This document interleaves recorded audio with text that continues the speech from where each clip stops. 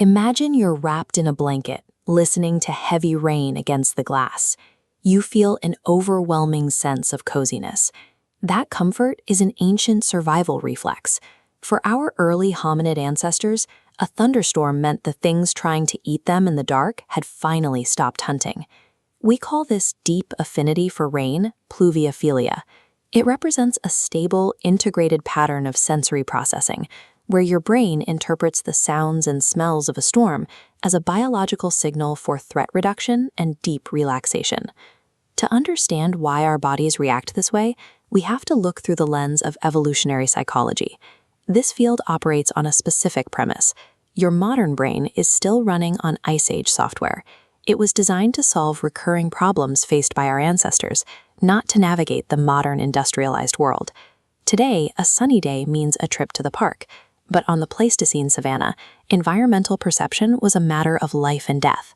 Individuals who could accurately read ecological cues, like knowing exactly when a predator's senses were temporarily suppressed by weather, enjoyed a distinct survival advantage, passing those hardwired sensitivities down to us. So the profound aesthetic pleasure you feel during a storm is an unconscious calculation humming in the background of your nervous system. It is your biology letting you know that the environment is temporarily free of lethal threats. The experience of a storm begins before the first drop even hits the ground, starting with a distinct earthy scent known as petrichor. This scent originates from a chemical signaling molecule called geosmin, synthesized by Streptomyces bacteria dwelling in the soil. The human nose can detect geosmin in water at concentrations as low as 4 parts per trillion. To put that in perspective, our olfactory sensitivity to this specific bacteria is up to 200,000 times greater than a shark's ability to detect blood in water. We can smell a single teaspoon of geosmin diluted across 200 Olympic-sized swimming pools. We possess this extreme acuity because of a highly specialized piece of biological hardware called the OR11A1 receptor.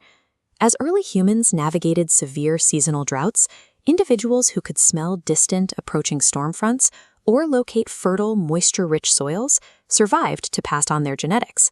This chart illustrates the comparative sensitivity of the OR11A1 receptor across different mammalian species based on their ecological needs. Humans have uniquely high sensitivity compared to jungle-dwelling apes like orangutans, who live in environments with abundant, regular rain. But our sensitivity is lower than obligate desert dwellers, like camels and kangaroo rats, who rely entirely on tracing faint moisture cues to survive.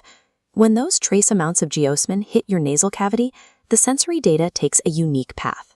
Instead of routing through the thalamus for slower, logical processing, the olfactory bulb sends the signal directly into the limbic system. It wires straight into the amygdala and hippocampus, the ancient emotional and memory centers of the brain. Because of this direct limbic connection, the smell of wet earth bypasses your conscious mind entirely. You experience a spontaneous, pre-verbal wave of relief and emotional grounding before you even consciously realize the weather is changing. Once the rain starts falling, its acoustic properties physically alter the brain's baseline state of vigilance. This spectrum analyzer compares standard white noise to pink noise. White noise has an equal energy distribution across all frequencies, which often sounds harsh. Pink noise, the exact acoustic classification of falling rain, features a downward-sloping, bass-heavy energy curve. The lower pitches are louder than the higher ones, creating a balanced, warm sound. The human nervous system has a remarkable affinity for this specific distribution of acoustic energy. When your brain enters deep, restorative sleep, it generates low-frequency delta and theta waves. The graphical slope of pink noise perfectly mirrors these resting neurological patterns. Listening to a steady rain actually synchronizes your brainwaves with the acoustic stimulus, stabilizing your sleep architecture. For those of us awake during a storm, this frequency profile triggers a phenomenon called stochastic resonance. The balanced spread of pink noise provides an optimized layer of background stimulation. It occupies your brain's passive attentional networks just enough to block out internal ruminations and external distractions, naturally sharpening your active concentration.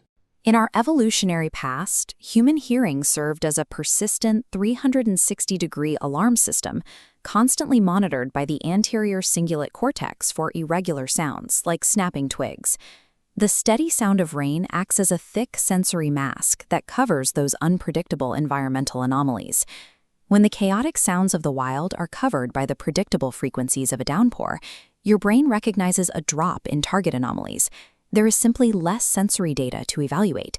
This acoustic blanket physically forces your nervous system to stop scanning for danger, yielding a state of profound mental quietude. This sense of safety reflects a genuine shift in the macroecosystem. Throughout human evolutionary history, hominids were highly vulnerable prey. In dry conditions, volatile scent molecules travel vast distances on thermal currents. Heavy atmospheric moisture binds to those scent particles, pulling them to the ground and washing away olfactory trails, neutralizing a predator's most lethal tracking asset. At the same time, dense physical curtains of rain and slick mud severely truncate long-range visibility and pursuit speed. Because the sensory variables required for hunting are suppressed, predators face a higher probability of failure. To conserve energy and avoid injury, apex predators typically abandon the hunt and bed down under dense thermal cover. This dynamic forces the entire landscape into a defensive posture. The storm creates an ecological timeout. With predators incapacitated by the wet terrain and poor visibility, ancestral prey species were granted a rare window to rest or move undetected beneath the covering noise of the storm.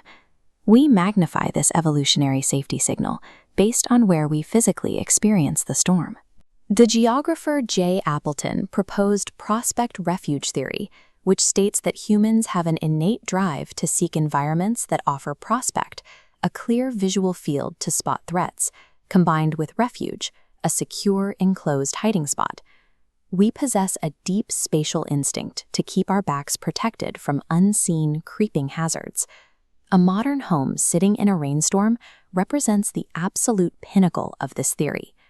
When you sit by a window during a downpour, you achieve maximum prospect by observing a highly dynamic, potentially hazardous environment, while maintaining absolute refuge from the cold, the wet, and any biological threats outside.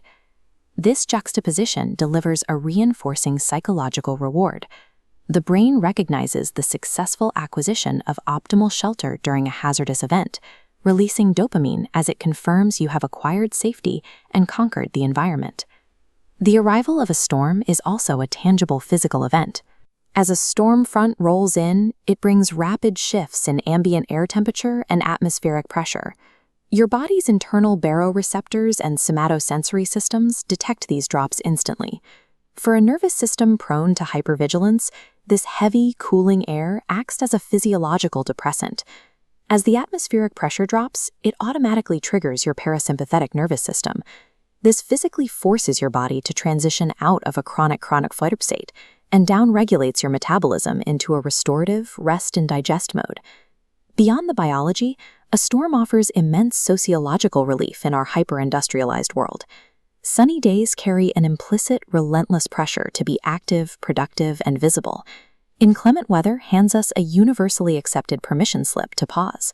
It creates an externally validated reason to disengage from societal demands and remain indoors without an ounce of guilt. This biological baseline is firmly cemented during our early development.